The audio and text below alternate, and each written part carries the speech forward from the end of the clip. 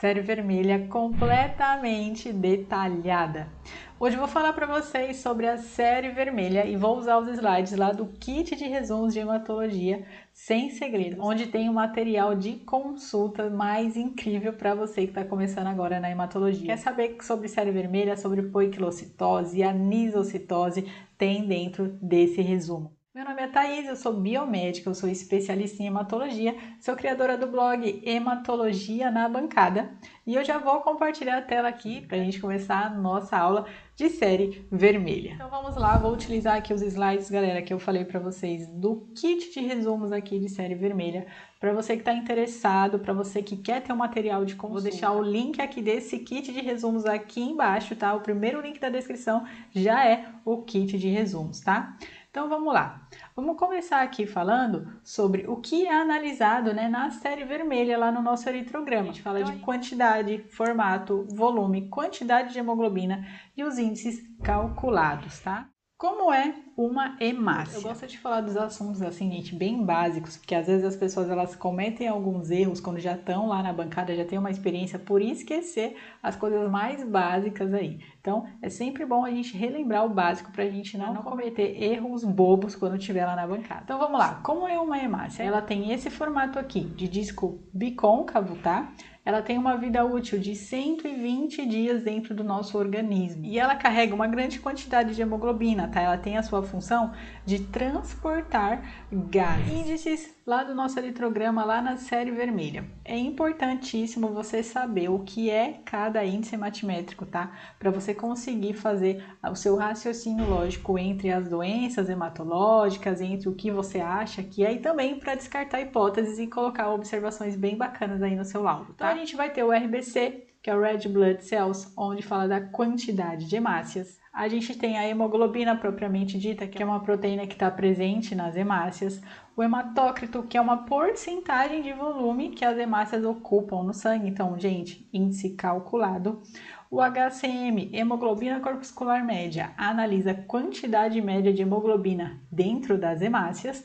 O VCM, volume corpuscular médio, analisa a média do tamanho das hemácias, então ali a gente vai ver microcitose, macrocitose. CHCM, concentração de hemoglobina corpuscular média, analisa a concentração de hemoglobina por hemácia. O RDW, Red Cell Distribution Width, ele analisa a diferença entre o tamanho das hemácias, então aqui, ó, anisocitose. Por isso é importante a gente saber, né? Não é só a gente falar, aqui tem anisocitose, aqui tem microcitose, macrocitose, a gente precisa também associar com o valor dos índices hematimétricos. Na classificação morfológica das hemácias, a gente utiliza poiquilocitose, que é a variação da forma da hemácia.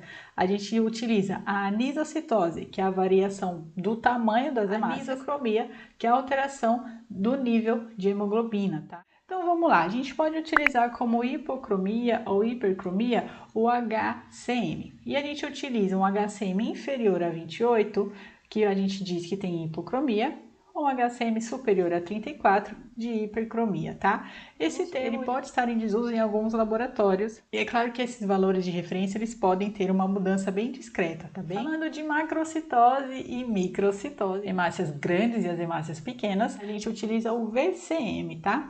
E um VCM inferior a 80, a gente utiliza como microcitose. Um VCM superior a 100, a gente utiliza como macrocitose. Falando de poiquilocitose, a diferença de forma das hemácias, vamos começar aqui pelo acantócito, que é esse que tem essa forma aqui mais espiculada, tá? E a gente associa a hepatopatias, a pós-esplenomegalia, insuficiência renal, alcoolismo crônico. Target cell, ou hemácias em alvo, ou codócitos, tá? A gente associa a icterícia obstrutiva, doença hepática severa, deficiência de ferro, hemoglobinopatias, mais encontradas por anemias por deficiência de ferro, doenças obstrutivas do fígado e pós-esplenectomia. O dacriócito, que é aquela forma hemácia em lágrima, em gota, em formato de coxinha, a gente observa principalmente na mielofibrose. Uma coisa importante aqui de dizer, se todos os dacriócitos estiverem virados aí para o mesmo lado, para o lado em que você puxou o esfregaço, com certeza é um artefato, você estragou a hemácia. Agora, se ele estiver misturado, uma para a esquerda, outra para a direita, sentido horário, sentido anti-horário, com certeza é um dacriócito de verdade, igual aqui na imagem. Por exemplo, aqui, ó, esse tá virado para cá, esse já tá virado para baixo, esse também, esse já tá para cá. Então, esse aqui é um dacriócito de verdade, tá? Ele aparece principalmente na mielofibrose, em anemia megaloblástica, em anemia por mielodisplasia, na talassemia maior. Vamos falar agora dos eliptócitos, né? Que são as hemácias em sua forma elíptica. São os eritrócitos mais